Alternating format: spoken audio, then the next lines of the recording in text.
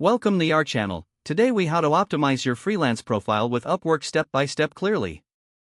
Start with a strong profile picture that clearly shows your face. Choose a professional background to enhance your image. Write a compelling title that summarizes your freelance services effectively. Craft a concise and engaging overview about yourself. Highlight your skills, focusing on those most relevant to your target market. Include specific keywords related to your industry in your overview. List your work experience chronologically to showcase your expertise. Add projects to your portfolio that demonstrate your best work. Ensure your portfolio is diverse, showcasing a range of skills. Set a competitive hourly rate based on market research. Complete all sections of your profile to boost your visibility. Get testimonials from previous clients to build credibility. Use Upwork's skill tests to validate your capabilities. Engage in Upwork community forums to build your network. Regularly update your profile to reflect new skills and experiences. Optimize your profile for mobile users, ensuring readability.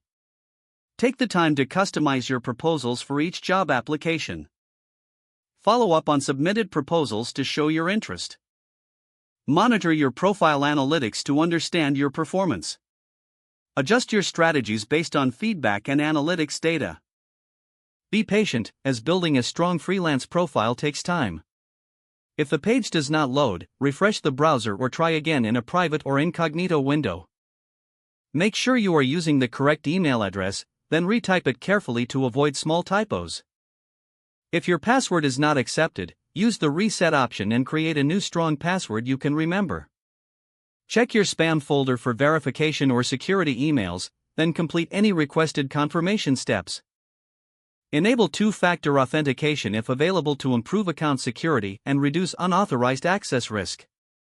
After signing in, review your profile details so your contact information and settings are accurate and current. If you see an error message, note it down and try again after restarting your device and internet connection. Don't forget to like this video and subscribe to our channel for more step-by-step tech guides.